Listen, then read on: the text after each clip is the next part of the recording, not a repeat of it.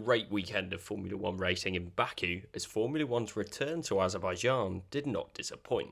It was a race of strategy with some overtakes thrown in there for good measure, but also 2 punches down the high-speed start-finish straight changed the race completely, and one of these punches could well have been critical for the World Championship between Verstappen and Hamilton this season, although that didn't end up being the case. There's an awful lot to talk about. So here's my 5 things we learned from the 2021 Azerbaijan Grand Prix. My name's Andy and this is Behind the Drive. Heartbreak for Verstappen, glory for Perez. This is the weekend that Red Bull as a team really came alive for me. Perez lined up on the grid in 6th and Verstappen in 3rd, so they were both out of position coming into the race on Sunday. As expected, both cars had great starts and managed to get past Charles Leclerc, who was really out of position at the start of the race based on his pace.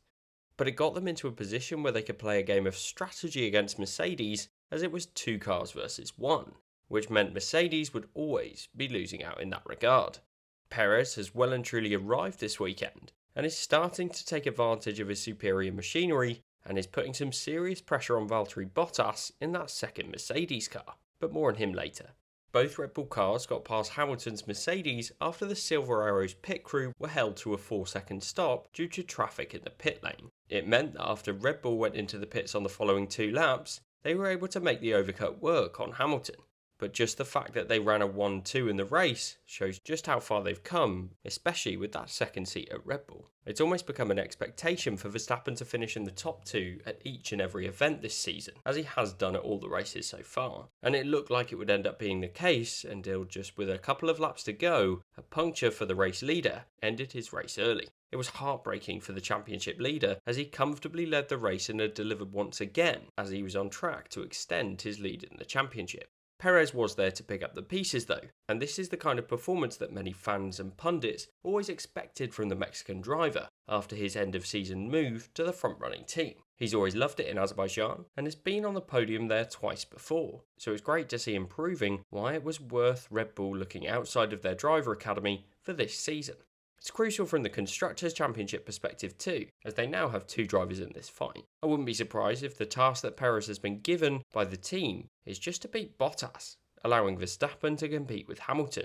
But on this occasion he did everything he needed to, and he was there to ensure Red Bull scored more points than Mercedes this afternoon at the end of the race. So overall I think it's a green box for Red Bull, as they continue to lead both championships with a significant lead in the Constructors' Championship now. It would feel harsh giving them an amber or even a red box when really the failure of Verstappen's tyre was probably not their fault on this occasion. And it's great to see that they now have 2 drivers ready to compete at each and every race, and have done so twice in a row now, whilst Mercedes have faltered. Vintage Sebastian Vettel. I can't not give Sebastian Vettel a green box after an unbelievable race to second position and his first podium for his new team. After scoring his first points for Aston Martin last time out in Monaco, at this race he did a stellar job once again, overtaking Charles Leclerc and Pierre Gasly at the restart after the safety car period, and he even closed in on Lewis Hamilton towards the end of that race on fresher tyres before the red flag. But after Verstappen's unfortunate tyre failure and Hamilton's lock-up after the red flag, he inherited that top 3 finish and delivered some serious points for the midfield team. The question is whether this pace is going to reflect at different circuits that will come through this season, and whether Vettel has just refound his mojo after a tough few years at Ferrari. Right now, it's difficult to say, as it's just been a couple of strong races, but if he does keep it up at different circuits, then it could well become quite a strong season after a slow start for Aston Martin.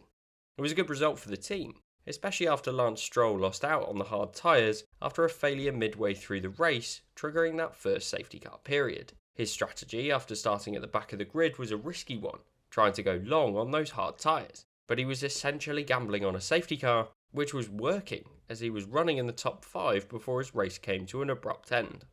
18 points for Vettel though puts him 9th in the championship, ahead of the likes of Daniel Ricciardo and now both Alpine drivers. But it's fantastic to see Vettel back where he belongs on the podium and making the kind of moves that were reminiscent of his dominant time at Red Bull. 6 teams in the top 6.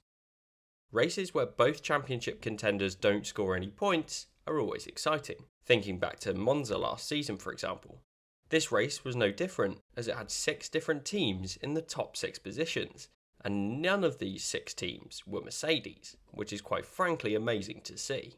So it's a green box for the variety of contenders on this occasion. We all love races like this one, and I think the best thing about it for me is that the title fight is still well and truly alive and kicking, as both contenders didn't score. And to see a podium with Perez, Vettel and Gasly is just awesome. All 3 drivers were happy as anything to be on the podium, which makes it 2 races in a row where the podium has been somewhat unexpected.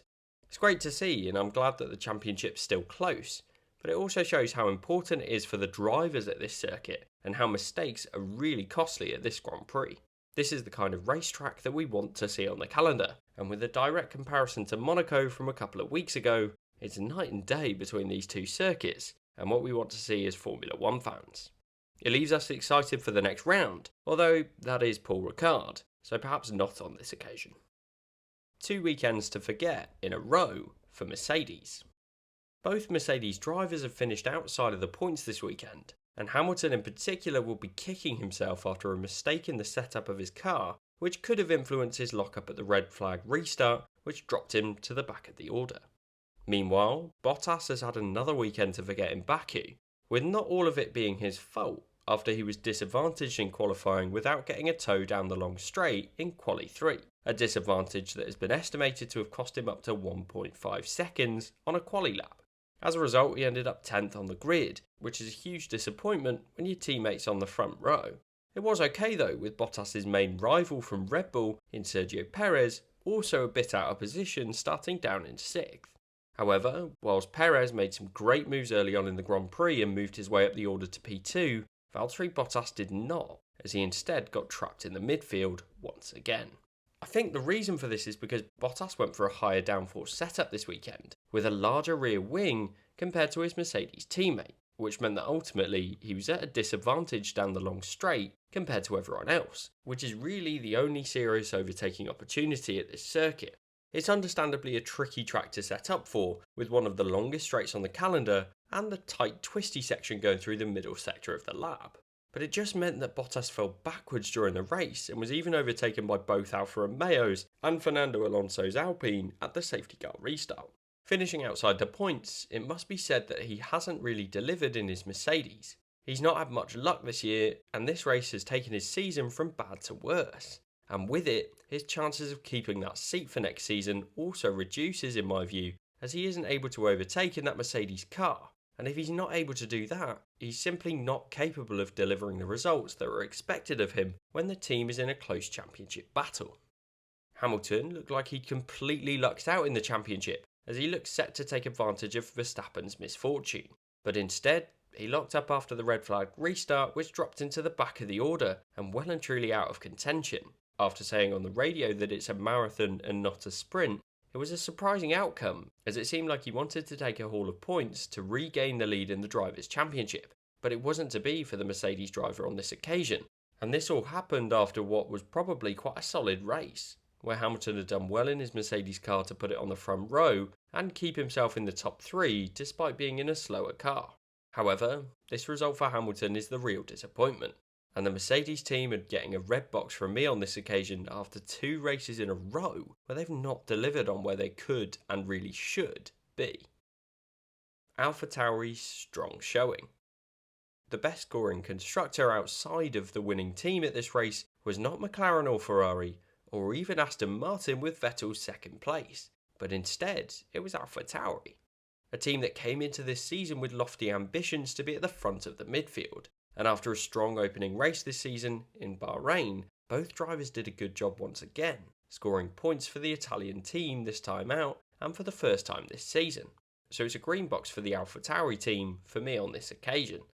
Their best pace has come at both the Bahrain and Azerbaijan circuits this season, both of which are high speed with some slow speed corners and hard braking zones. So this could well play into their hands at some of the upcoming races like Austria, where Formula 1 will race twice.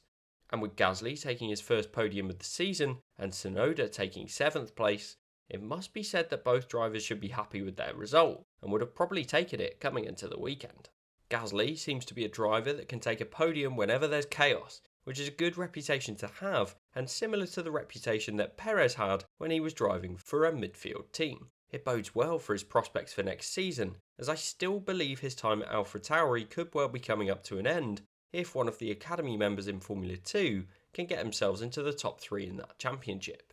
But it would be a crime for Gasly not to stay in the sport next year for me by this point, as he's making a habit of scoring podiums in that AlphaTauri car. Meanwhile, his teammate Yuki Tsunoda has done a great job to take his second points finish of the year, and his performances have been somewhat peaky so far through this season, as you might expect from a rookie driver.